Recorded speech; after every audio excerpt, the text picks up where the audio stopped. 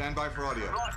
Got it. It's 8 a.m., and you're tuned to Mississippi's #1 choice for non-stop sports. The Out of Bounds Show with Bo Bounds. Where am I? On the Zone 105.9 and online at thezone1059.com. Good morning. Welcome into the Out of Bounds Show. 105.9 The Zone ESPN. Brought to you by Kessler Prime in the Renaissance. Amazing steaks. Their wine list has been recognized by Wine Spectator since 2001, and they have an unbelievable selection of bourbon, too, including Elijah Craig Small Batch Bourbon and Elijah Craig 18-year. And Elijah Craig Toasted Barrel, which we've had a little bit of all that here in the last few weeks. Elijah Craig, the official bourbon of the Out of Bounds Show, and the official bourbon of the PGA and the Ryder Cup. KesslerPrime.com to make a reservation. We welcome in Tom Luginbill, National College Football Analyst with ESPN. And Lugs joins us on the Farm Bureau Insurance guest line. Tom Luginbill, good morning. How you doing? I'm doing good, man. We need to make Elijah Craig the feature sponsor of this segment. I agree with you 100%. Somebody start making some phone calls. I love it. How you been? I've been good. I'm sitting here right now with a batch of about 12 running backs out of the 2028 class that I've got to get started on this week.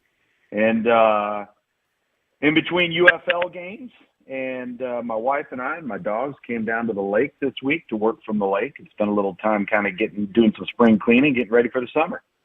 All right. Running backs, man, that's not something that it's so funny. When I first started in this business, 2003 was my first year of sports talk radio, and we were a running back driven sport.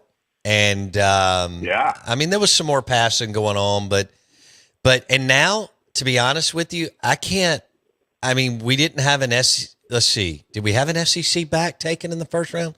When was that Texas guy taken? And, Boise State, North Carolina had dudes, but man, it's so crazy now. I can't even think of a premier running back returning. I'm sure there is one returning in the league right now in the SEC, Luke's off the top of my head. Probably the two freshmen or guys that were freshmen last year at Florida. Not okay. And of course, I'm drawing a blank when I say that. Yeah. But they've got a couple of freshmen that are really, really good in my opinion. And so you're right. There's, if CJ Baxter is back to full health, he's clearly the premier guy in the league at the University of Texas. And it's interesting you say that about running backs and how things have morphed and shifted as the trends and everything have become more spread and wide open. And and you're seeing this now in the NFL. Remember all that talk about 15 years ago where, the running back position's been devalued, right? Gone are the days of the bell cow. You're going to have 2 to 3 guys to get through a game, get through a season, and that's just the nature of the deal. And then everybody started going to the spread offense. And so what did people do on defense?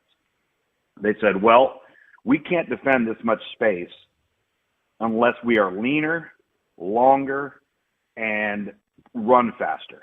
Well, okay, that was a great adjustment defensively to the spread, and we've seen that now for the last 10 to 15 years. Well, look what the NFL's doing, because the NFL did the same thing. And now teams like Philadelphia, Baltimore, are lining up and they're saying, okay, well, you guys all went and got leaner and smaller and faster, which is great on defense, but now how are you supposed to hold up between the hash marks and between the tackles when you don't have enough lead in your pants to pull it off, right? So now they're leaning and they're saying, all right, we're going to go 12 personnel, 13 personnel, 22 personnel. We're going to run the football right down your throat. And that's why for a guy like Ashton Genty, a guy like Amarian Hampton in North Carolina, they could not have come out at a better time. Amarian Hampton could not have gotten drafted by a better fit with Jim Harbaugh and the way he wants to run the ball and how they're going to be downhill. And so it's kind of a good time to be a running back. No, it is. And you just brought up a good point. And Harbaugh is going to love to pin his ears back. But, you mentioned Baltimore and Philly have done a great job countering that. And so did Shanahan at the 49ers, Luke's. I mean, that guy loves to just pin his ears back and get after you. But, yeah, running back, we had Judkins in the state. So Mississippi, Ole Miss has always been the passing team. This changed a little bit the last 15 years, but Ole Miss has always thrown it more. Mississippi State run it more. Cheryl had like Kevin Bowie, J.J. Johnson, Michael Davis, all these guys, Jarius Norwood. And remember the school of thought he came from, though. He Bear worked Bryant. for Johnny Majors at Pitt and worked for Johnny Majors at Iowa State. Right. Like that was how you won football games, right? You played great defense, you ran the football on people, and you ran a quick play action game. That was about it. Yeah. And Lane's known. We label Lane as a throwing guy, but he loves running the football. Well, I think all coaches love to run the football. What fans maybe sometimes don't understand is a lot of that is dictated by numbers. Meaning, if they have more numbers in the box than we have to block them, then we're going to check out of the run. Doesn't mean you don't want to run it. Doesn't mean you're not trying to run it. What it means is that you're getting out of a bad play and into a good play. And sometimes that can look deceptive to somebody just sitting in the stands watching it, where you might have a call on that calls to run the ball. You get to the line of scrimmage, they got 7 in the box, you got 6 to block. That's not good math. We got to get out of this. And so that changes at the line of scrimmage quite often. Yeah.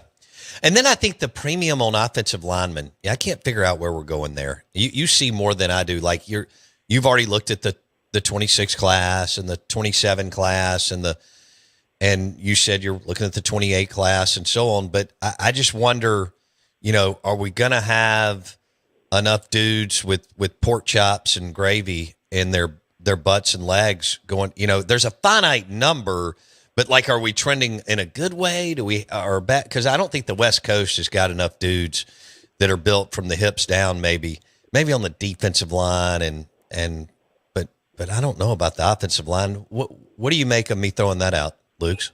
Well, the offensive line position has always been one where there's just not enough of them, right? And if you look, we talk about this, ad nauseum when you look at championship teams, where are their best players? Well, on the defensive front, the offensive front, quarterback, and corner. And all of those 4 positions are what I would call premium positions, and they're not standing on every street corner. So sometimes when it comes to offensive linemen, in my estimation, it can be the second most difficult position to project outside of quarterback. Yeah. And especially at the high school level, because you're watching these kids, and a kid might be 6'6", 275 pounds. Well, against your run-of-the-mill routine high school player on the defensive line, maybe he's facing somebody that's 6'1", 220 every week. Or maybe he's even facing somebody that's 6'2", 240. He still has 45 pounds on the guy. He's got long arms. He's got height. So they never get challenged. And then sometimes you get guys that are really tall, really long, but really, really light. So what ends up happening? The upper tier Power 4 schools, they're going to go after the guy that they think they've got a chance at that is 40 pounds heavier already. And now that other guy, he falls to a mid P4, low P4 group of 5, maybe red shirts, develops, and then he becomes the 300-pounder 2.5 years later.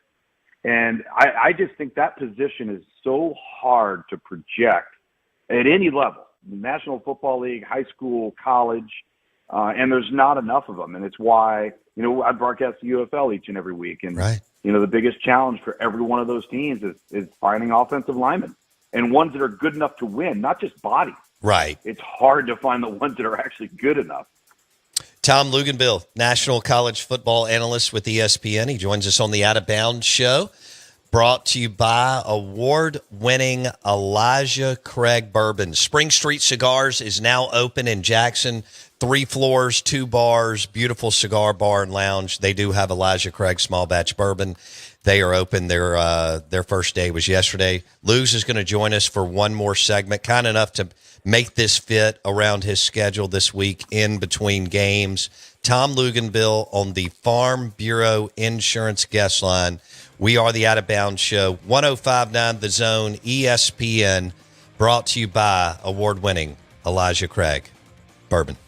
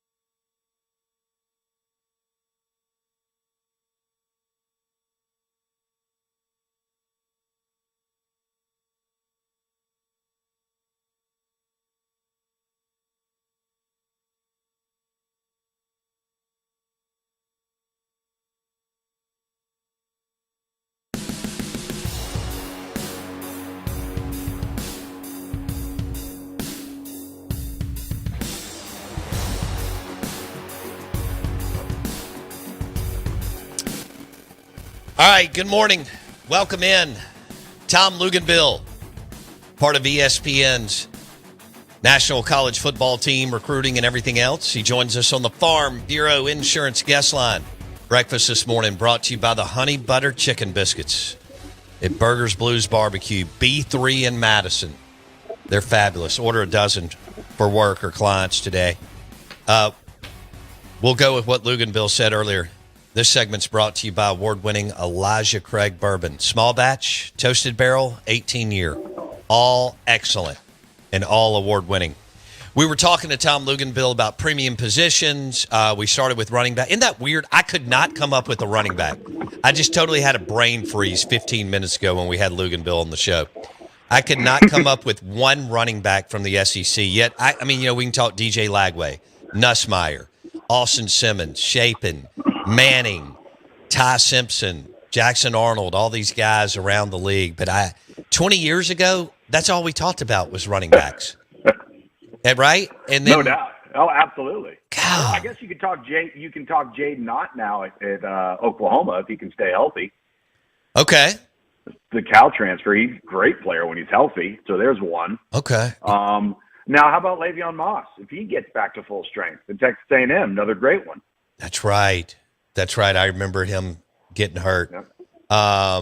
Yeah, I mean, look, I know we have great players in the league playing that position in every position. It's just not something that I was, outside of Judkins, I wasn't coming up with anything good. Okay, so let's Tim Tebow, I don't know about you, but I think the biggest player, like the biggest name, the biggest brand, once we got into modern media the last 25 years in this league, you could go Tebow because of longevity. He stayed 4 years. You could go Manziel because of the splash that he made at A&M, Lugs. And then you could talk about Cam Newton, but he was great. He may be the greatest college player I've ever watched, and I saw Herschel and Bo live. But Cam as a one-off. But, man, is Arch Manning, because media is, a million times bigger today, is he going to be the biggest name and the most covered athlete in the history of the league going in after this year?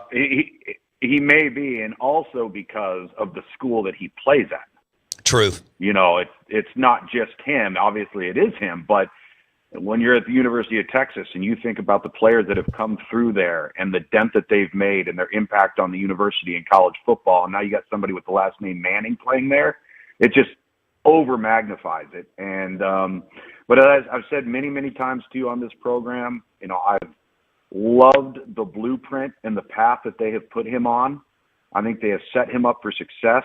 They've put him in a position now because of how they've navigated kind of spoon-feeding him along the way, that when this just absolutely torrential downpour of media exposure starts to hit him, I think he's going to be much, much better for it. And had they done it the other way and just thrown him to the wolves, I just don't think that would have been the wisest path. And for young quarterbacks that are out there that are high-profile recruits, and I get it. In your mind, you think you're going to transfer right in and you're going to play right away, or that you think you should play right away. You need to take a long look at what the Mannings did, because if you want to have long-term success, there's a different way to get to the ultimate end result. And now we're sitting here looking at Arch Manning, who still, by the way, has 3 years of eligibility. Incredible. Everybody acts like, oh, well, his clock's running out. No, it's not.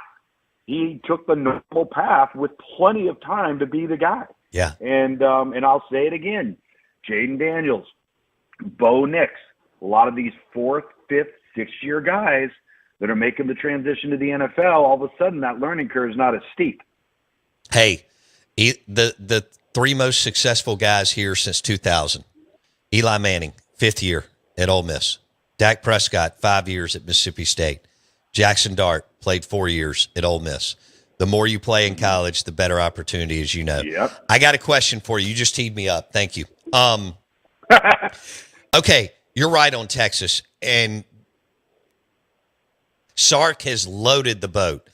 Who has a better? Are you just? I'll be interested if you say it's a push, or you give somebody a slight edge.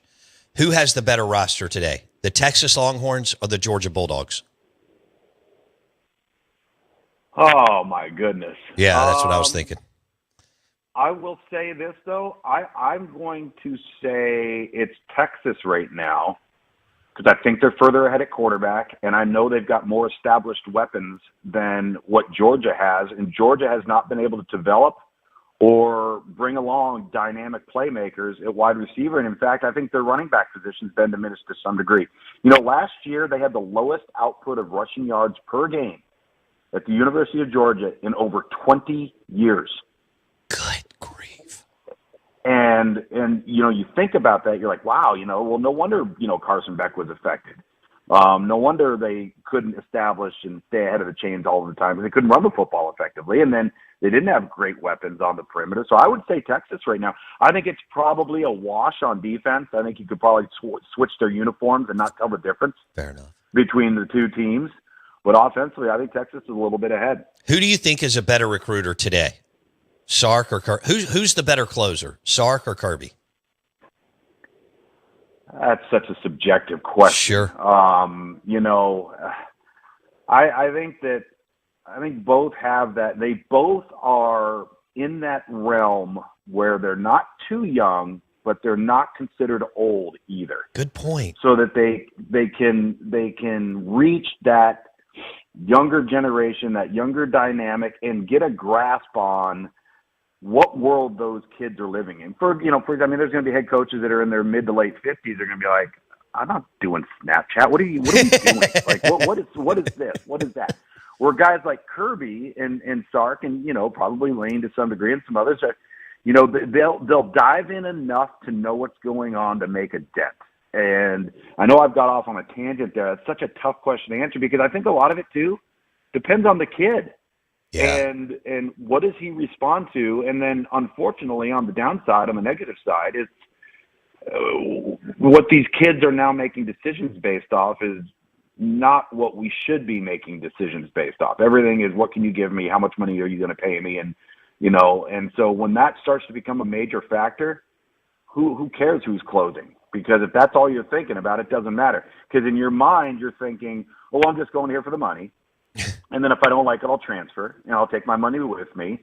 So I think, unfortunately, as much as you like to say it's about relationships and establishing relationships, the almighty dollar speaks, especially with these kids right now.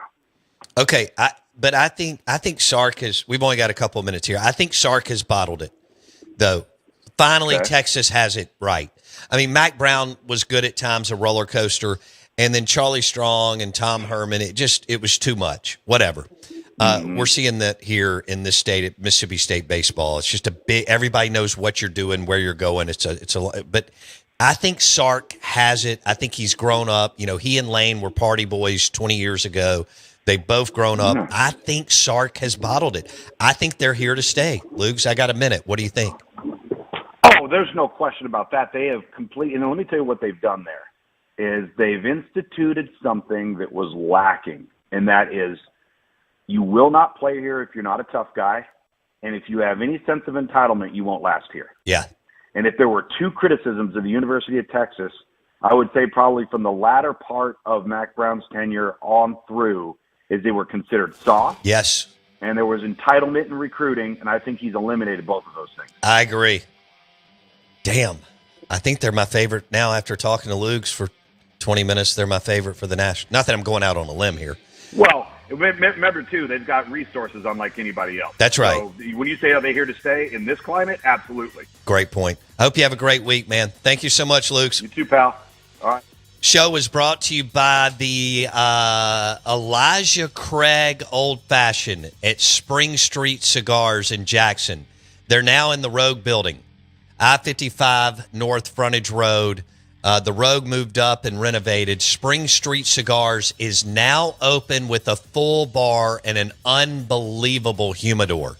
Spring Street Cigars in Jackson is now open, full bar in the building where the Rogue and Nukes are.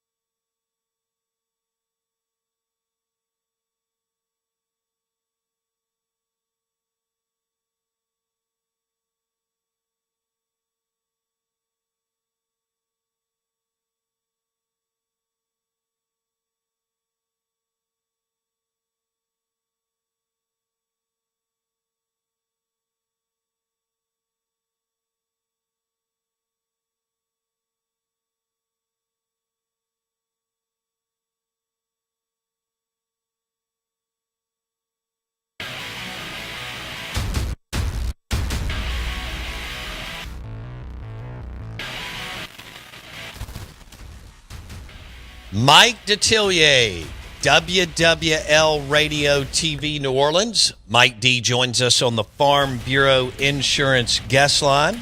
We are the Out of Bounds Show, 1059 The Zone ESPN. Show is brought to you by Sound and Communications.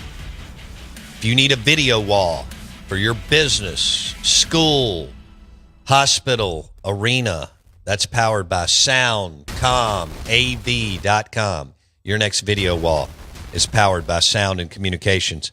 Mike D on the Out of Bounds Show. Mike, we got into we kind of pivoted. We heavy SEC football discussion here last couple of segments. So in year 4 for Brian Kelly, is LSU in position to make a run at a college football playoff berth and possibly a national championship with Nussmeier in year 2 at starting?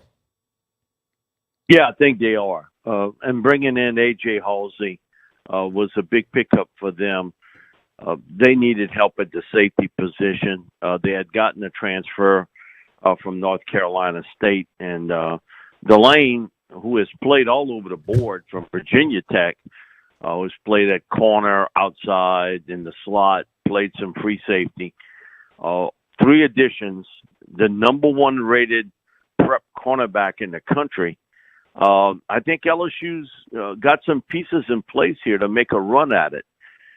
Early schedule is dawning because you play Clemson over there. Brian Kelly has had difficulties in game 1, and you do go up against Klubnik, who I think is one of the best players in college football right now. They got a couple guys up front along their defensive line. They can give you some pressure. But interesting, well, we've had probably 5 different prognosticators from, different casinos, betting sites. Every one of them picks LSU. My thing is, what gives you that idea? They haven't won an opening game in quite some time. So I think the pieces are there. The one big question mark for me is how fast their offensive line will piece back together. This is a football team that lost 4 starting linemen. All 4 got drafted in the NFL. How quickly that comes together, I'll never forget Zach Strief, when he was with the Saints, would always tell me, he said, doesn't matter if it's college or pro football, because of the way they play preseason today, and you got no preseason in college, you probably 3 games into the season before you really know what you got up front.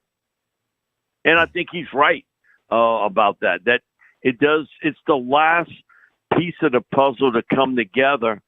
And they did lose a lot of talent up front along the offensive line, but this is a football team with some big-time talent at receiver. Chris Hilton Jr. deciding to come back. You bring in Bauer Sawyer, who last year was at Oklahoma as a flex tight end. Trey'Dez Green returns for his for a sophomore season, and then picking up Brown and Nick Anderson. Anderson from Oklahoma or Brown from Kentucky. You got some weapons there. It's going to be all about offensive line play and how fast it all pieces together in the secondary. Golly, LSU, I think, has an awesome opportunity to have a big year, but I think that scheduling's bad. We're finding it's great for us as fans, but putting a big boy on your schedule week 1 usually does not bode well. Well, obviously one of the 2 teams has to lose, but you're in that space where you can really, we found that the number right now is 2-10. I mean, 10-2 as far as making it or not making it. We may have a 9-3 make it every now and then, but I think it's going to be extremely rare. I think if I'm LSU, I'd love to open against Troy. And Clemson, Mike D already knows this. They're projected. It looks like they've kind of flipped it again. They're projected to have maybe 4 first-round draft picks next spring in 2026. So Dabo may have finally gotten back. He cycled through kind of some pretty good teams And as Mike D referenced with Klubnik, but they got some defensive dudes that people were really excited about. This could be a problem, and LSU could be really good and not make the college football playoff because of poor scheduling. But this is going to be the game. This is going to be either the game of the week with all the NFL talent or one of them, Labor Day weekend. Mike D hit it. LSU at Clemson. It's going to be wild. Mike, can you imagine if he loses? And I don't blame. I think this is bad scheduling by the ADs. I don't know if it's still Aliva stuff or if it's Woodard stuff. But if they win, hey, party, y'all are on your way. But if they lose, you're playing from behind the 8 ball going into week 2, which is not ideal, Mike D. Yeah, and also, too, I'll throw in the first month of the season, they also play Florida and Ole Miss. Oh, my gosh. Florida at home and at Ole Miss. It's not just Clemson. You're also playing Florida, and you're also playing Ole Miss. Damn. Now, Florida's got some talent returning also, especially on the offensive side, the football. Their defense really started to come around late last year. Can Billy kind of, piece everything together? After that team was in chaos for the first half of the year. And then, sometimes it can fall apart, and then sometimes it tells you a lot about the structure of your team. They really played well for Billy down the stretch. And, man, Ole Miss LSU has always been exciting to watch, but it's been some difficult games for both. Because to be honest with you, last year, Ole Miss did everything but win the game. I know. I mean, the only time LSU was ever ahead was when Nussmeier hit Kyron Lacey in the end zone in overtime to win it. Other than that, Ole Miss had this game in hand, and early on, a drop by Trey Harris. Mm-hmm. Man, because I know Trey wanted to play big against LSU, but he's wide open, and he drops one from Jackson Dart. That is a real difficult early schedule for Brian Kelly and company. Now, hey, if you can come out of that in just one loss, you got a shot here. But man, it's a difficult early schedule for LSU, and for Clemson, you could bounce back because of what they have on their schedule in their conference. If you lose that one game to LSU, that's not going to be a major, major loss for them because they can come back from that. From LSU, your margin now is going to be really tight if you end up losing that game to Clemson, and then you got to play a very formidable SEC schedule. Oh, my gosh. Mike Detillier, WWL Radio TV New Orleans. He joins us on the Farm Bureau Insurance Guest Line. This is the Out of Bounds Show. All right, we had a listener ask about first weekend games. So LSU at Clemson is huge. Texas at Ohio State that weekend, monster game. And then I think the third one is Bama at Florida State. Those are the three. The rest are kind of a bunch of, but those three are the three monster games in my opinion. We'll see what Ohio State. Here's my deal, Bo. Yeah. If I'm Texas, that's how I want to catch Ohio State. Man, look at all those guys, 15 guys going into the NFL. Mm-hmm. Hey, if I'm going to play Ohio State, hey, don't give it to me at the end. Give it to me to start the season.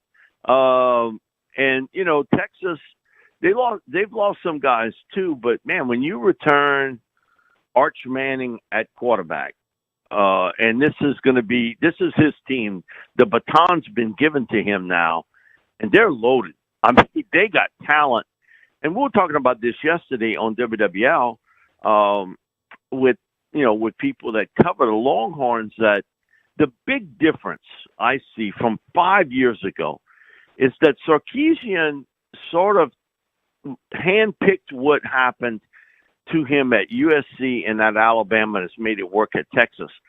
When he was at USC, and they had an all-star coaching staff back then with Kiffin and Coach O, and Pete Carroll was the head coach. they got a lot of ink because of Reggie Bush and Lindell White and Mike Williams and Matt Leinart and Carson Palmer. You can kind of go on and on. But really how they won up front, offensive, defensive line. Their offensive and defensive lines were the best in college football back then. A lot of people want to tell you about the skilled players. To me, a skilled player is a 300-pound guy that can play and is big and can move. That's the real skilled players. Yeah. USC had them. And I look at Sark, and he understood that's how USC won.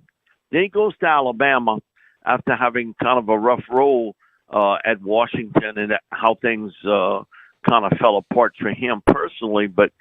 And he saw how Nick Saban built University of Alabama, and he's taken that.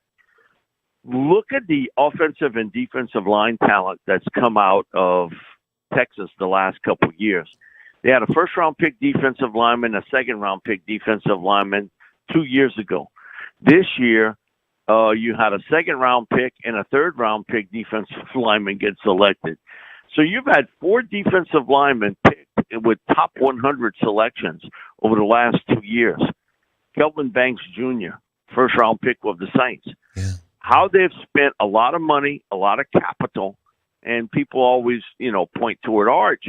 But where they've really spent it at, offensive and defensive linemen. And they're developing them now, where they not only are really good college players, but they play at the pro level and get picked real high. I do think that connect the dots. And we talk about the Eagles way. USC and Alabama did it long before.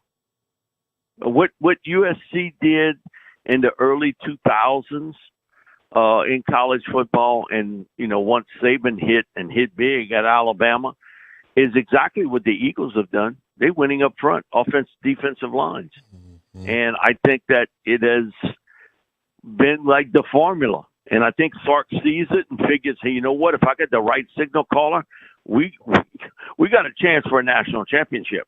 And I think he really does. That's been the biggest difference from 5 years ago at Texas. You had a difficult time coming up with a name of a big-time defensive lineman that had come out of University of Texas.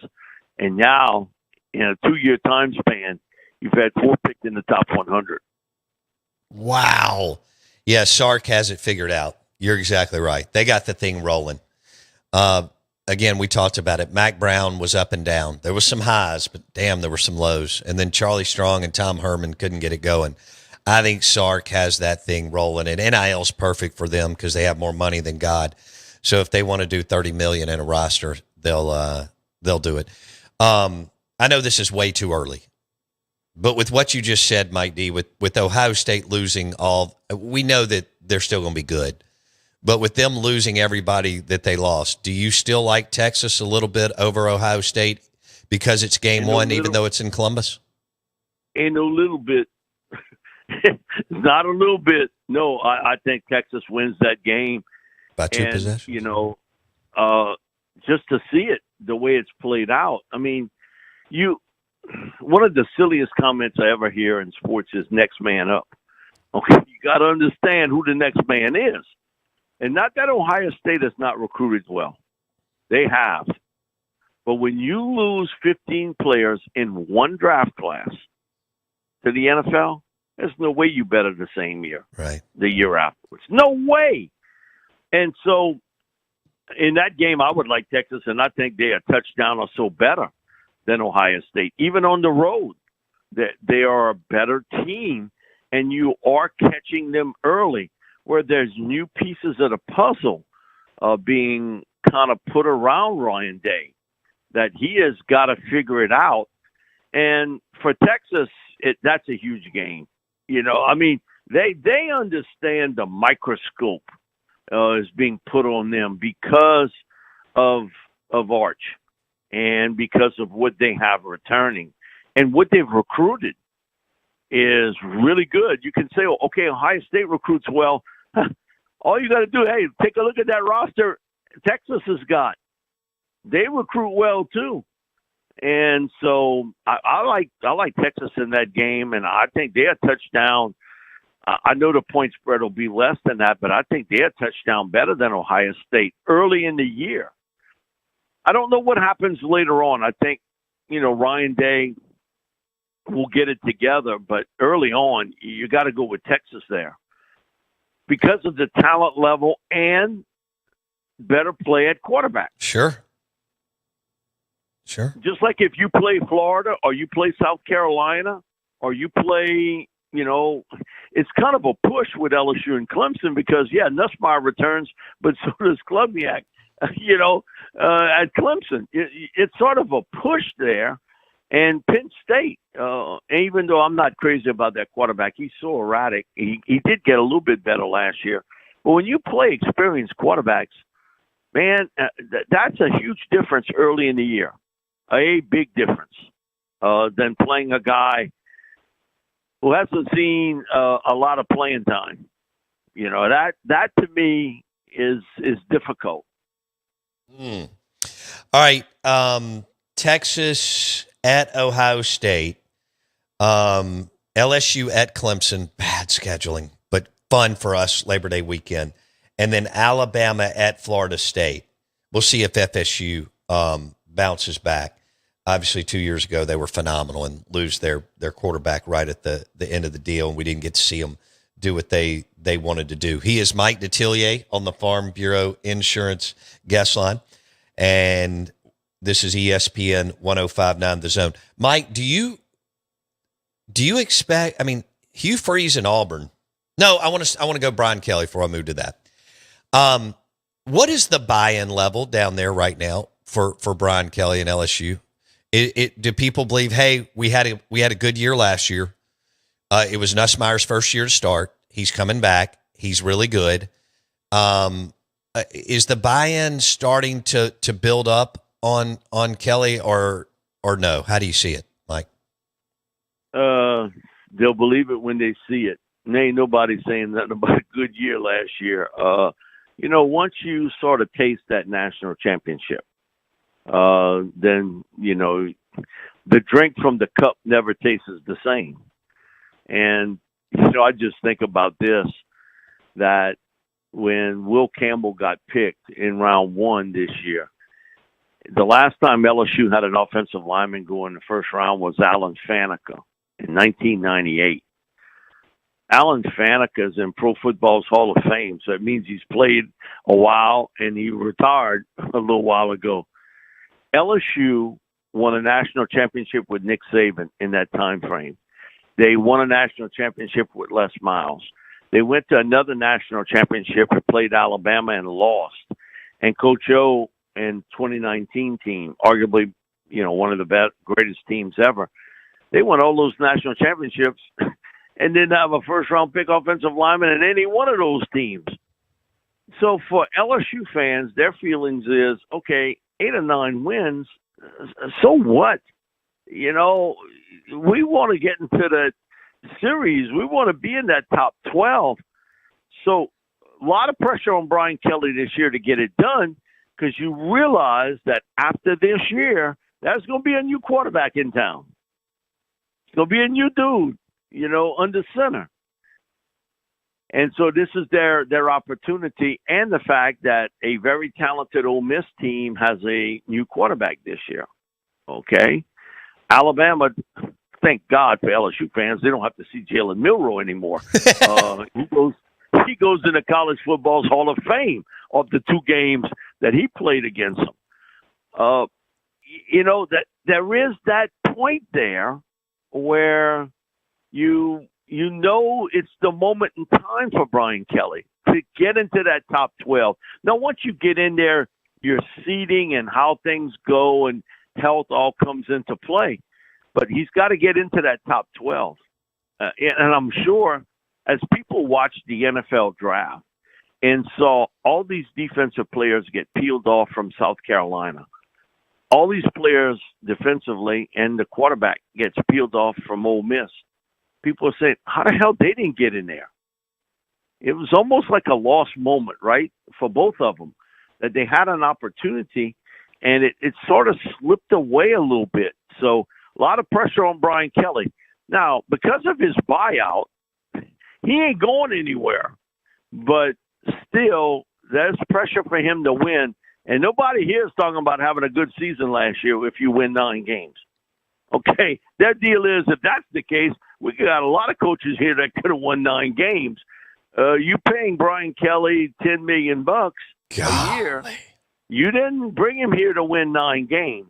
You brought him here to play for SEC and national championship games. And he did that in year 1. You know, he was able to get them to the SEC championship game. But a lot of pressure now on Kelly to make this work because you had Jaden Daniels for a couple of years. You did get to the SEC championship game against Georgia, but you never got to the big dance. And it's his opportunity now in time because they have really done a kind of makeover job, offensive line, defensive line. But it's a really young offensive line.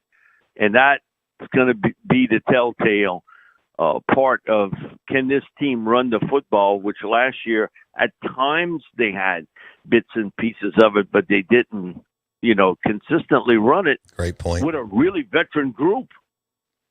Great point. All right. So, yeah, golly, can you imagine if LSU had Lane Kiffin right now? They'd be a national champion contender. No doubt. We wouldn't even be debating it. We'd be like, this, just because Lane's turned it around. I mean, he's turned into just one hell of a coach. And quite frankly, today, I think he's better than Brian Kelly. I mean, I think Brian's been a hell of a coach for 30 years, but I just wonder, if he's going to be able to turn the corner. Now, if you can turn the corner anywhere, good hell, it's LSU. I mean, Les Miles and Coach O did it. And so, anyway, 3 coaches won national championships. Marcus Freeman got Notre Dame to where they wanted to be, right? That's right. He didn't win it.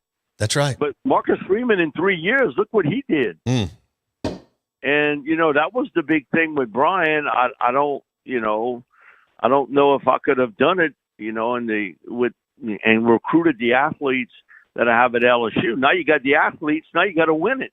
Yeah. Marcus did it. Okay. Marcus got you there. They didn't win it, but he got you there.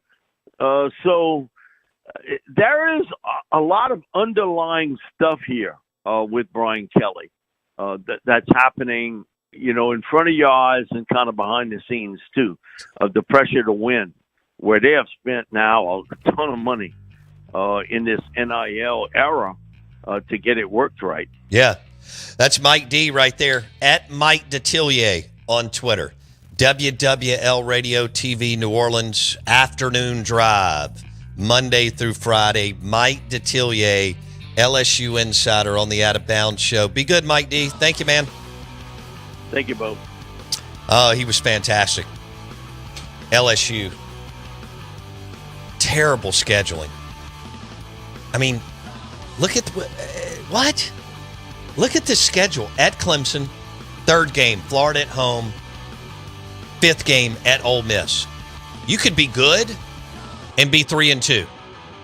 Scheduling matters.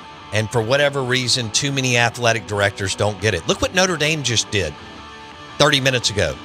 Terrible, terrible decision on scheduling.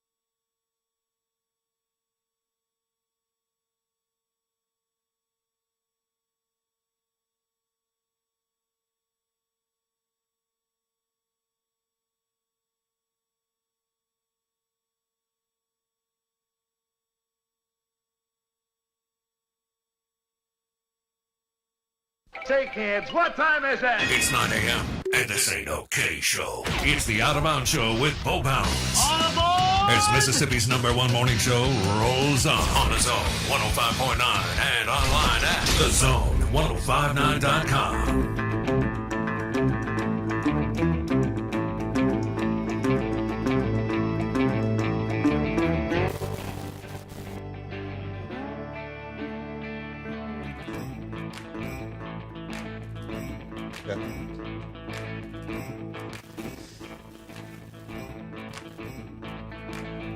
Jackson Meadows with his M-Brave shirt on this morning.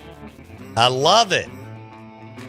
Brayland Skinner, 2021 national champion for Hale State, will join us at 9:30. He's with the Mississippi Mud Monsters. Talking about some cool gear out there at the ballpark. Hell yeah. We are the Out of Bounds Show, 105.9 The Zone ESPN. Hey, if you're in the market for a new lawnmower, zero-turn lawnmower, you want to go to Hartley Equipment. Hartley Equipment on Church Road in Gluckstadt in Madison County. They've got Exmark, zero-turn lawnmowers, Skag, zero-turn lawnmowers, and Bad Boy, zero-turn lawnmowers.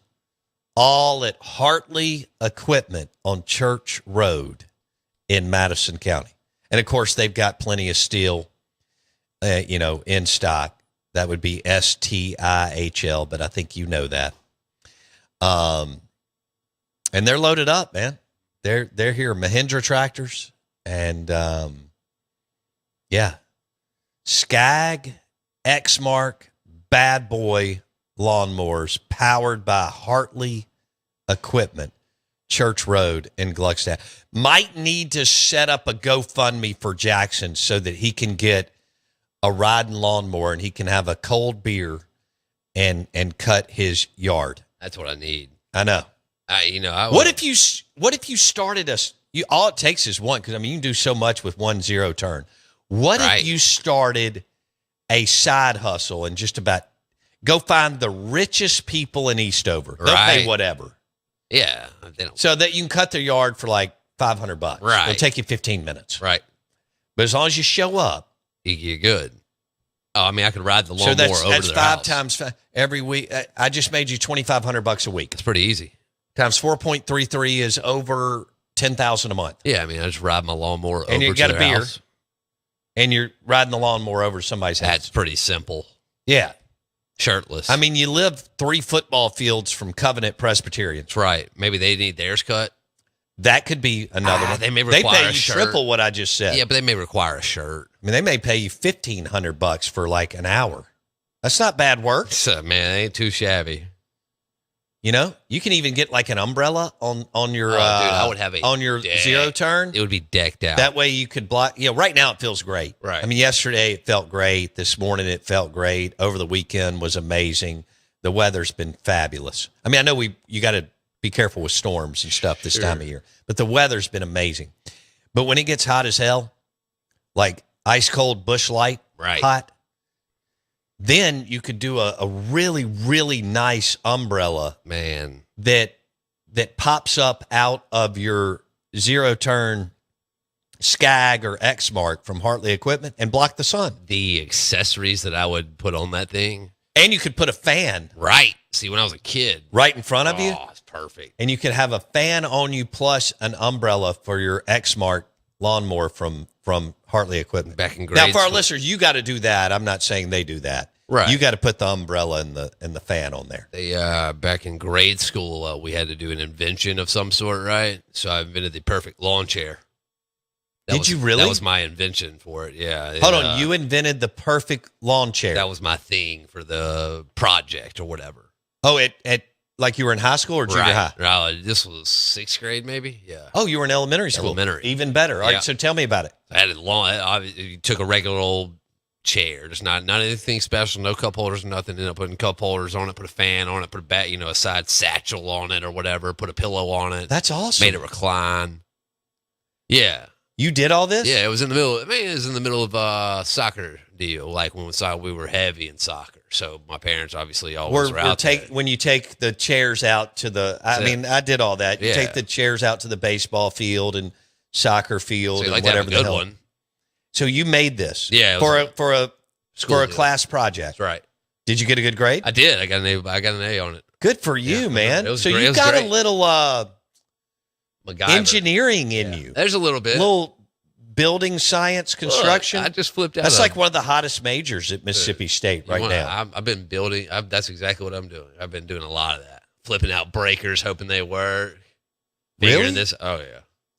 Dude, I didn't know you had that. Well, actually, I have because you fixed a lot of stuff over there when you want to. Right, yeah. Like when you get locked in, you can do a lot of tinkering and fixing, and you've fixed all. I mean, we've got 9,000 things going on over there by you. You can fix a lot of that. It takes a lot to lock it in, but once you're locked in, it's a little different deal. I'm proud of you. 6th grade, you made a regular lawn chair into what I would call like a souped up luxury Ritz-Carlton lawn chair. Yes. Okay. I mean, they probably, in fact, today, you did this, 20 years ago, 25 years ago. Today in Las Vegas, probably at the pool at the Wynn or at the Bellagio or the Venetian, they probably have that type. It's probably there now. Of lounge chair. Yeah, and they're welcome. Yeah. I mean, my parents use So when you like rent a cabana there, you probably get a lounge chair that damn near, hands your drink to you. Yeah. Mixes you a Volteo Paloma. They have them like the and shout out to the people down at the block, the Capri Theater, right? Oh, the station. You can order everything down there. You can order everything from your seat. Oh, I know. That's so cool. So, I mean, I'm sure they have it, aching to that. Can I tell you the first time I ever did that? Hit me. 1997, my buddy Stephen Clay and I went over to see the Texas Rangers play. Okay. They just opened their new ballpark. Okay. Rafael Palmeiro was playing for the Texas Rangers. We sat down, and we sat down in Rangers ballpark, and a lady came up to us. I mean, this was way out there. Yeah. And we ordered beers and food, I guess, with our check card. Oh, wow. In 1997 from our seats. That's impressive. No kidding. I had never experienced that. Yeah, that didn't catch on for a while afterwards. Right. And we thought... Where were you? In Arlington? We were in Arlington. They had just opened their new ballpark, and Palmeiro was playing there. So we went over and partied. 2 of our friends were at SMU at the time. And we went over and partied in Dallas and went to the Rangers game and got to see Raffy play. I got to see Raffy play as a Ranger and an Oriole. That's pretty tight, yeah. Yeah, I got to make sure that yeah. Anyway, my point is about your luxury and like ordering from the seat. Mm-hmm. I can't believe you did that with the lawn. Actually, I can. That's so Big Lebowski. Yeah. Like for you to actually spend the time to do that. But that's cool that you did that. Yeah, I was pretty proud of that one. You should be. I wish you had a picture. It's somewhere. I actually know where the chair's at, I think. Well, if you can find a picture in the next couple of days, I'll have to look. We need to post it. Okay? I think I even used some recyclable material and stuff. That's cool. Yeah, See, I could never do that. I'm not capable. I've got a creative brain because we create on this show, right? Sure. And we create all kinds of weird stuff through the show and sports and entertainment, food, booze, travel, whatever. Right. But I don't. Oh, it's there. I can't do that. It's there. I couldn't take a lawn chair and do what you did with it. Oh, that's kind of like Back to the Future. Yeah, I mean, there's a lot of similarities. Kind of reminds me of Michael J. Fox and that weird scientist that he was buddies with. I never remember that guy's name, but I liked him. Yeah, he was a crazy man. Is it Lloyd something? I'll figure it out. I don't know what it was. The Dancing Rabbit Golf text line is 601-885-3776. Your reaction from Jackson Meadows taking a lounge chair from a crappy lounge chair to a Ritz-Carlton level lounge chair. 601-885-3776.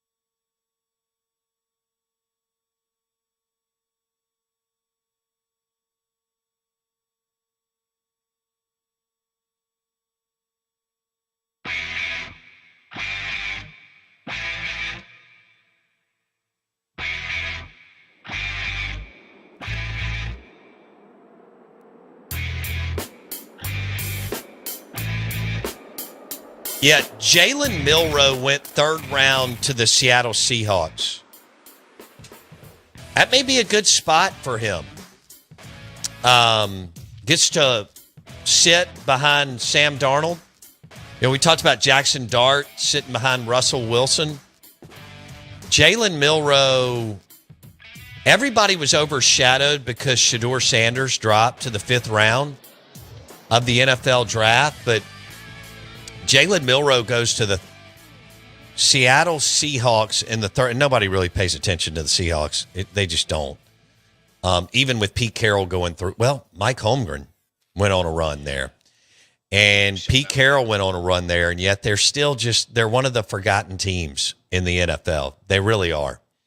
When you're up there in the Pacific Northwest. But they made it a hella place to play. And Holmgren and Carroll won a bunch of games. Yeah, Hasselbeck, Sean Alexander. Those guys were running it. Marshawn Lynch. Lynch came through, obviously. KJ Wright. Awesome career up there, man. Couldn't stand Sean Alexander, but he was so good. Sean Alexander from the University of Alabama Crimson Tide. Yeah, he was a hell of a player. He had him some years. Yeah, you know, Sean caught Bama during the DeBose era. Yeah. That didn't really go well. Mike DeBose took over for Gene Stallings, and Gene was rolling. Gene was like 95-12 at Bama. Probably doesn't get the credit he deserves. Won a national championship, but he played, you know, very 3 yards. It worked. You know, smash mouth, old school, old style, 3 yards in a cloud of dust football. Didn't really believe in the forward pass. But they won a ton. And DeBose took them 99 to the SEC championship game. They beat Mississippi. Mississippi State went 10-2 that year. Right. I was at the game in Tuscaloosa, and they beat Mississippi State by possession. And Pig Prather took a punt return down the, I don't remember if it was left or right sideline, but I think it was left. And right at the very end of the play, 40 yards behind the field, the ref threw some laundry on the field, and it changed the game. Did Bama lose the Orange Bowl that year? Was that the Natty? That was Michigan and Tom Brady? No, it wasn't. No, not Brady. That wasn't the Natty? That was It wasn't Brady? the Natty. No, but they lost to Michigan and Tom Brady. How about that? Wasn't that Tom? That was Tom Brady's last game, and he was MVP Right. of the bowl game, and still nobody wanted him. 34-35. He had an unbelievable year, Wow. and yet no one wanted him. Yep. Wow. It's in the document. I mean, I told you, I watched it a month or two ago, and Brady was talking about how, you know, Lloyd Carr never wanted to name him the starter, and he had a good junior year, but had to go, you know, they were still shuffling in. Was it Drew Hansen? Drew Hansen. Yeah, big-time football, baseball recruit. Yeah. And Brady would play better, but they still kept rotating, and then it cost Lloyd Carr an opportunity for a title. But Lloyd was the epitome of that generation's super hard-headed coach. Yeah. But yeah, that was Brady's last game. He beat Alabama, right? And Bama loses on a failed PAT. Is that it? Yeah, in OT. I'll be damned. And I think Brady was MVP. He was. Yeah. I mean, And then he's not drafted forever and ever. yeah. 7th round pick by the damn New England Patriots, and the rest is history. Greatest quarterback of all time. It's not even close. Yep. Not even close. I mean, Joe Montana, I loved him. So who? Doesn't touch it. And then after that, I don't really know where you go. Big drop off. Well, I don't know if there's necessarily a big drop off. So much of it is who's around you during your run of 10 or 12 years, 13 years. You know, who's your head coach? Who's your, you know, what is the front office doing year in, year out? As far as winners? You know, as far as Montana, he was great, but he also had one of the most brilliant minds to ever walk the sideline in Bill Walsh. Sure, but And what the 49ers were doing in the front office in the 80s was cutting edge. yeah. We are the Out of Bounds Show. Speaking of cutting edge, like Jackson Meadows rebuilding a a lounge chair his 6th grade year at Clinton High School. That's right. Go visit the Armory, Lake Harbor in Ridgeland. The Armory, Lake Harbor in Ridgeland. For all your firearms, suppressors, and optics, the Armory, Lake Harbor in Ridgeland in front of Kroger. The Armory, Lake Harbor in Ridgeland. For all your firearms, suppressors, and optics, the Armory, Lake Harbor in Ridgeland. Have you been through your year rotation at Aplos? Yeah, I lately? actually slid by the other day. Nice. Friday, Saturday, something like that. Yeah. And went and through the loop and what I've been hitting, but I stuck to the year rotation. Nice. And I went chicken shawarma Euro. Oh, that's beautiful. Golly. And then I added roasted corn to it. That roasted corn is sinful. Whew. It was pretty dang good. That roasted corn is. I mean, I love that roasted corn, but adding it to the chicken shawarma Euro, it was a hit. Wow. It was a hit.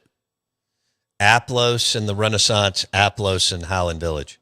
Did you celebrate Cinco de Mayo or did you have to work? Nah, man. I've done enough celebrating on that. You have, hadn't you? I'm retired. Yeah. No more donning the sombrero.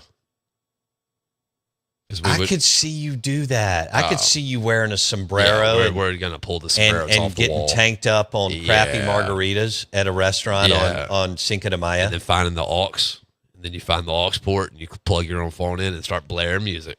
Have you done that? Oh, man. We turned them out. We turned it into a club one time. You over think there. you're the DJ at your local margarita, Mexican tacos, burritos restaurant? Thinking about it. Okay. Took it over and turned that place into a club. Okay. That restaurant was. Did you really? Oh, yeah. That was a very eventful night. Were you partying? Whew. Were you on a heater? Oh, man, that might have been. That was, in fact, that was actually that May 6th that I was telling you about. Was yesterday. that when you came in hungover? That was it. How bad did you feel? I didn't even know it. Was I on remote? You were on remote. Were you in the studio or with me? I was in the studio. Or you wouldn't have been able to sit in there because of the smell.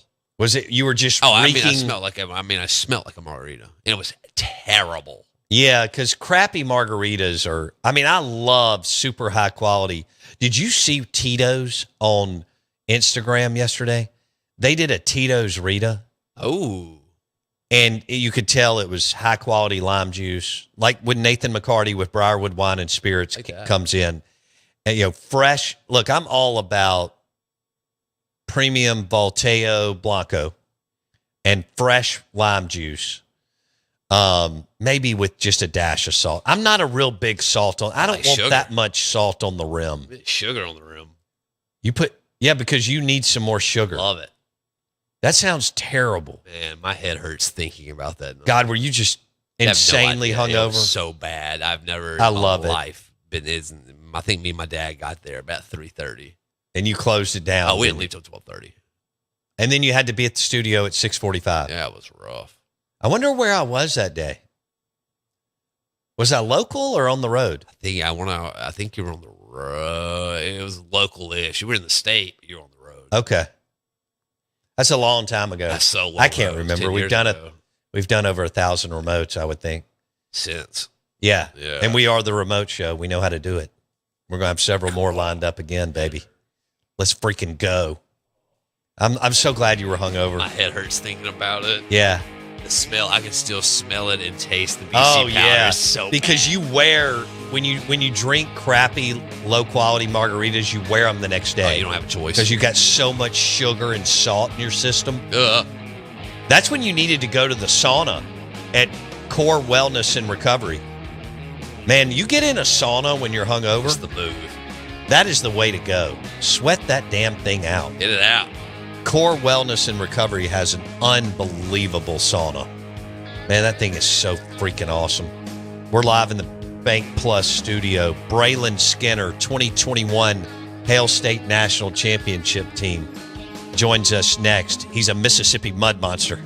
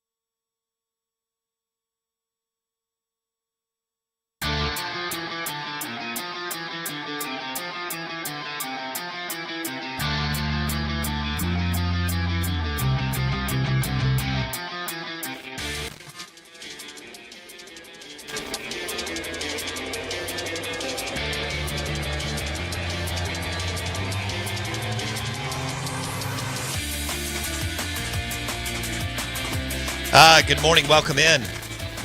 Excited to welcome in a new partner. We've added several. If you've been listening, we are the Out of Bounds Show, ESPN 105.9 The Zone.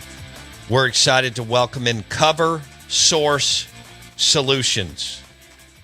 Cover Source Solutions, locally owned, Mississippi grown.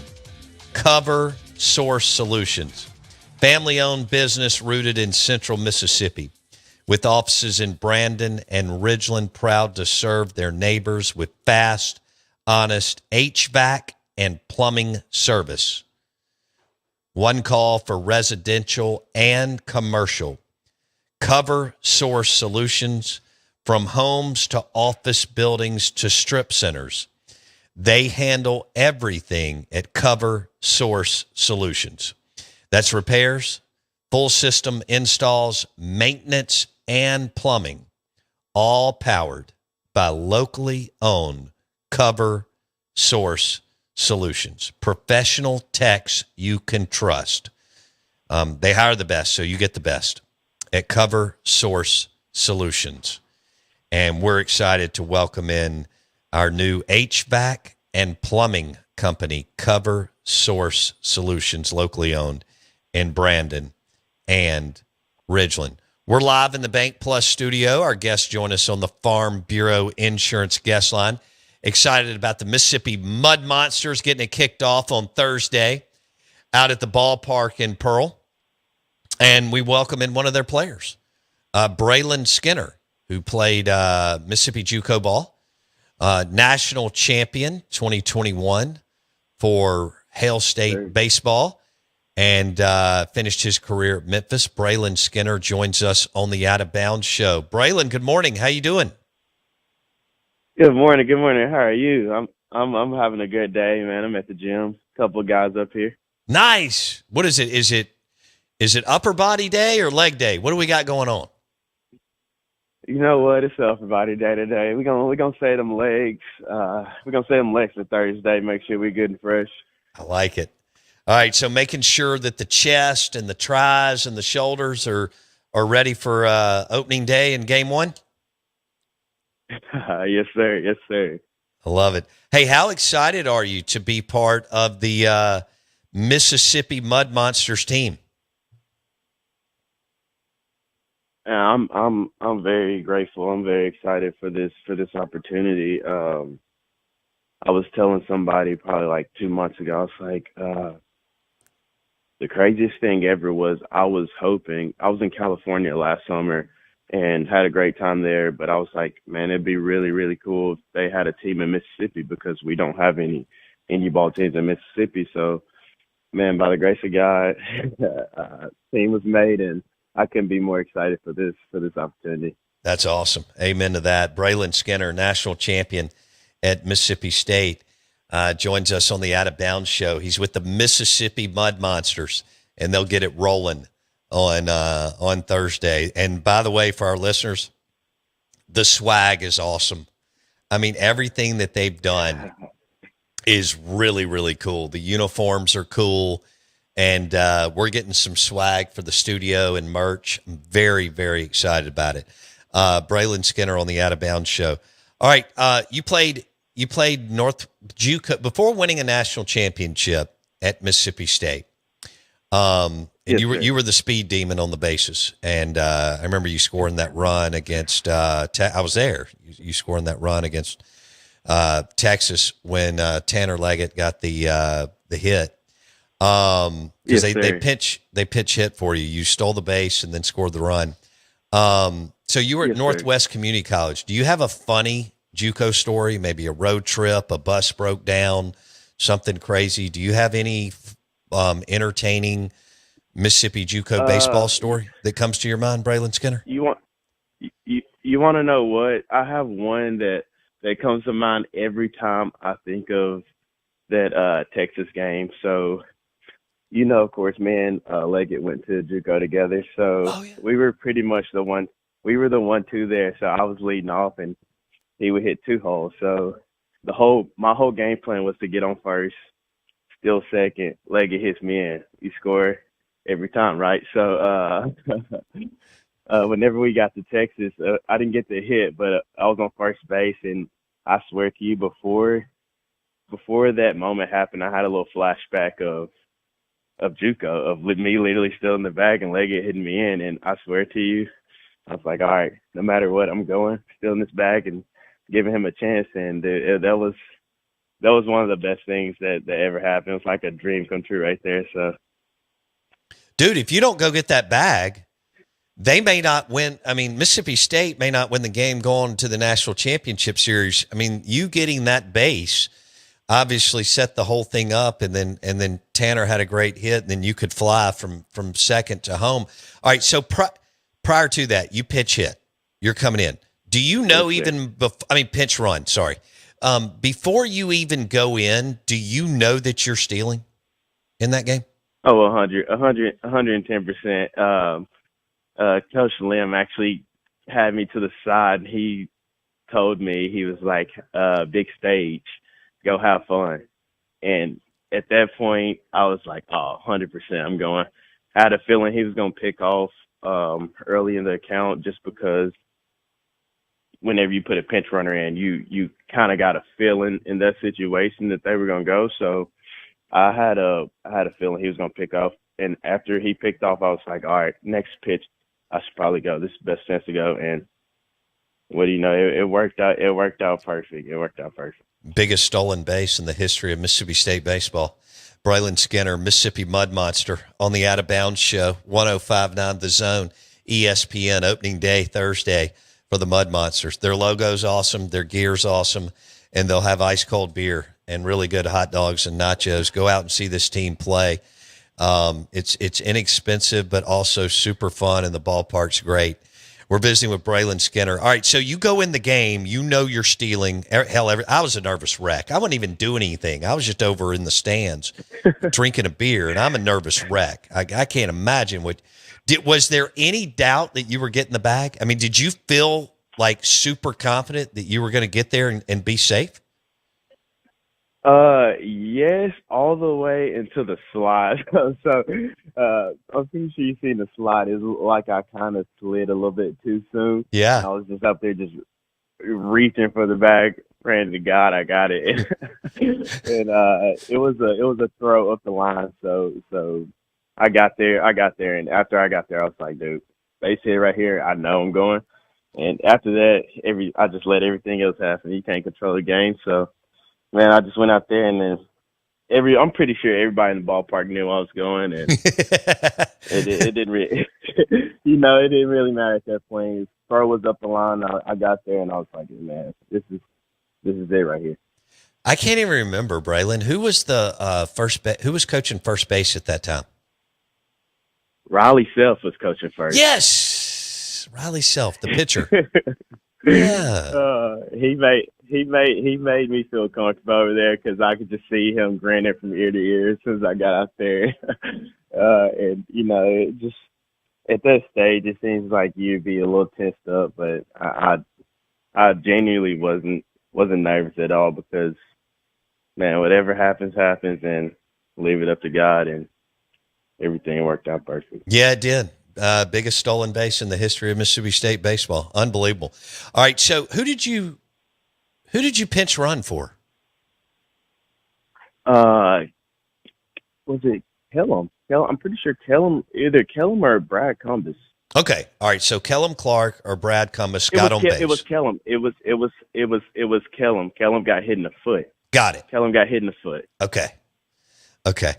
Had you been told?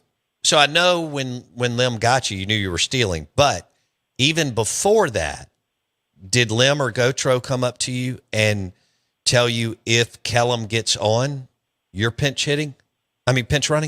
I know before the inning started, they were telling me to pretty much get loose and pretty much stay loose. So yeah. At that point, I had a feeling if anybody got on right there, I was gonna go in for them and try to steal that back. Was that the most nervous? All right, so now you're on first base. You know you're going, like you said. Mm-hmm. You know he's going to pick, and you know that the Longhorns are going crazy. They're trying to figure out a way to keep you on first base. Was that the most nervous you've ever been on a baseball field or butterflies? Honestly, no. Honestly, not at all. Because, like I said, I might have been a little nervous, but after that pickoff, it was like I said, like I just let everything take control, like my body take control. It's like I'm gonna leave it all out here. And I genuinely wasn't nervous whenever I took that bag. I will say that I did black out running around third base. I know that. All right, so Brayland Skinner, Mississippi Mud Monster, opening day Thursday at the beautiful ballpark in Pearl, and go out, celebrate, have a cold Dr. Pepper, ice cold beer, and some nachos. Enjoy some good baseball. He joins us on the Farm Bureau Insurance guest line, 2021 national champion. Okay, when you were at second, all right, now you got the bag. You're on second base. Leggett's up. When he hit the ball and it went over the shortstop's head, did you know you were scoring? Oh, 110%. It didn't matter if he made a perfect throw. I knew Cheese was 100% sending me no matter what. Okay. What is your time? What's your time on the? I mean, I know you're a speedster. What's your time on the base paths?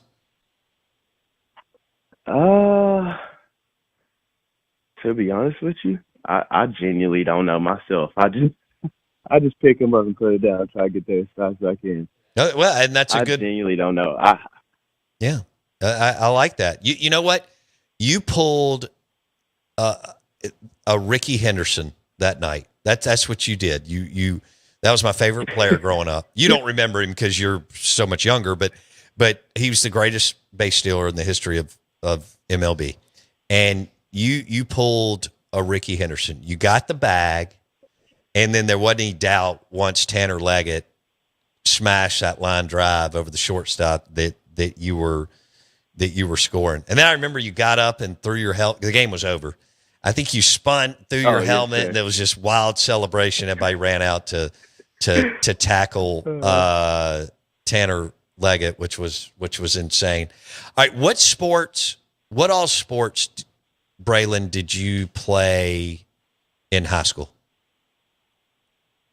In high school, I played football and I played baseball.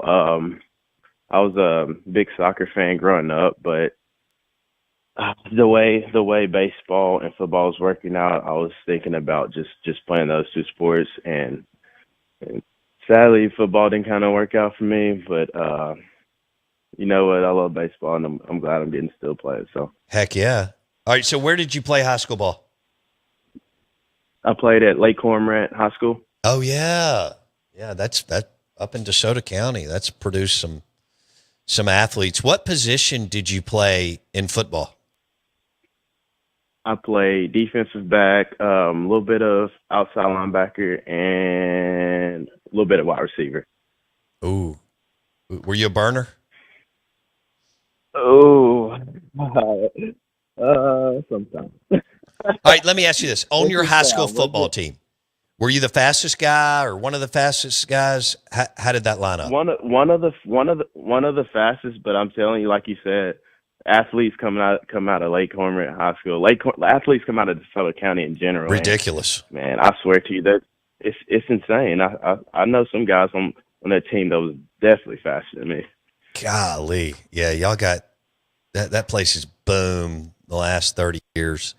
And y'all have all those high schools have grown so much, and so you've just got dudes coming out left and right. Were y'all just in Mississippi in general? They everywhere. They literally everywhere. I know it. Brayland Skinner on the Out of Bounds show, ESPN 105.9 The Zone. All right. Hey, the 2021 team. Who was the biggest prankster on that national championship team, Brayland? I would have to say Mule, Brad Combs. I love it.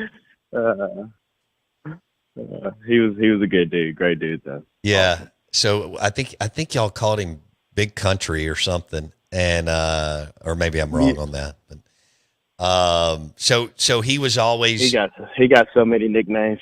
Yeah. So he was always up to something, whether you're traveling or at home or in the dugout or whatever. Oh yeah, you got to keep an eye on him. I love it. So was between Tanner and Rowdy, was Tanner the loud one and Rowdy the more quiet, or am I reading that wrong? Dude, to be honest with you, they both were the loud ones. Rowdy's a good dude. He can play. He can back up his talk. He a good dude as well. He'll jokester too. TA, he was more of the vocal guy. Mm-hmm. I'm pretty sure you could tell how he is. He's a straightforward guy. He comes up, shows up every day, gets his work in. Yeah, no doubt. What was it like facing Landon Sims in inter-squad games? I would say very difficult because his ball has so much rod on it. It started around your belt. I swear to you. I remember the first time I faced him, and I was telling myself, if it starts anywhere around the belly button, leave it, because he has so much rod on his fastball. And I'm up there, and I swing first pitch, and I swear to you, I think it was literally up by my helmet. And I was like, oh, man, this is going to be a long day. Brayland Skinner, Mississippi Mud Monster, new baseball team out in Pearl. He joins us on the Out of Bounds show, 105.9 The Zone, ESPN, and part of that iconic and history-making 2021 Hail State baseball team that won the national championship. All right, for the Mud Monsters, what position are you playing? I'm in center field right now, but I can just play anywhere in the outfield, wherever they need me. Okay. All right. Well, I know you're excited to be here. We're excited that you're here. Make sure to get the bench press in and the tries. And, of course, you got to get the buys in, too, to look good in the uniform, and it's going to be summertime for the pool. So, hey, summer is right around the corner. That's right. That's right. It is here. And I know you're excited about the season, and we'll be out there, and we wish you all the best, and thanks for the time today, Brayland. Yes, sir. I thank you for having me. It's been wonderful. Good luck, buddy. Take care. Brayland Skinner, Mississippi Mud Monster, stole the biggest base in the history of Mississippi State baseball. Elimination game against Texas, and I think it was 2-2, and he pinch runs for Kellum Clark, and he goes and gets the bag just like Ricky Henderson or Tim Raines. Yep. And then he's on second, and Tanner Leggett smokes a slider, I'm pretty sure, just rips it into left center. Y'all remember? Yep. Over the shortstop's head. And there wasn't any doubt Brayland Skinner was scoring. In fact, I think by the time the outfielder got to it, Brayland had rounded third and was like 6 or 7 steps past third base. They didn't have a prayer. No. Didn't have a prayer. When you know you got to score, you got to score. And remember the night before, Jackson Meadows, on Friday. This was a Saturday night game before the National Championship Series. Remember, Vandy had the advantage. They didn't have to play North Carolina State because North Carolina State got taken out because of COVID. Obviously, Vanderbilt was the better team, but Vanderbilt didn't have to eat up another game. So they had a clear path. Mississippi State on Friday night loses to Texas. Yep.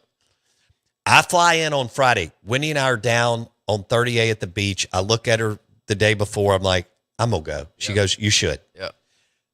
I get on a plane, Panama City, fly out. Mississippi State loses to Texas in a rain-delayed game that doesn't end until 1:30 in the morning, which is technically Saturday morning. Right. It's my 4th trip out to the CWS. I've never seen watched Mississippi State win. I walked back that night late. I'm really not happy. Yeah. I walked back. You can choose several different lanes, and for whatever reason, I decided to go under the bridge, back up the street towards the Marriott, and I mean, I bypassed the Hilton and went up kind of another way. And I thought, I'm getting on a plane tomorrow. Yep. I'm flying back. Because you know how I am. I'll leave anywhere, anytime, any place, Skedaddle. even if I get there and something, I'll fly right back out. And so I thought, you know what? I'm just going to book my flight and I'm going to go back to the beach and not have to worry about it. And I can be, sipping on an ice cold beer on the beach with Wendy. Yep. So I pull up the Delta. No, how did I fly? Yeah, but I flew back another. What was that? Yeah. Anyway, I pulled up the app and almost flew out on Saturday, and then they come and because that was my 07, 13, and 18 or 19 maybe. Was it 19? Yeah. Well, I didn't get to. That's not fair. It was my fourth trip, but we flew out in 19 to catch the game that night, and we're going to fly back. Well, the game got delayed, which is hard to do out there. There's storms constantly swirling that time of year going through the Midwest. Damn near every day your game is delayed, but it came in so bad that the game was postponed. Yeah. Excuse me, till the next day. Right. So finally 1 a.m. in the morning or something, we flew back. It was But that's what happened. So State lost on Friday to Texas and then won on Saturday. Man, what if you would have left? I know. And then Brayland Skinner, pinch runner, steals the biggest bag in the history of the state of Mississippi State baseball. And then Tanner Leggett gets the biggest hit. Yeah. And they were 1-2 punch. Lamonis and Gotros said that the most talented team they played was Texas. And that was even over Vanderbilt, Virginia, and Notre Dame, which are all monsters. And they were 1-2 punch in JUCO. I didn't know that.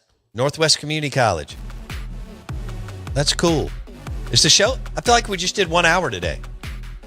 All right, Tom Luginbill was all SEC football. And Mike Detillier was all SEC football, 8 a.m. hour. That will be on Spotify. It's on it. Spotify and Apple Podcasts. Search Out of Bounds with Bo Bounds. Man, no pun intended, all eyes are going to be on the Texas Longhorns. They're the favorite.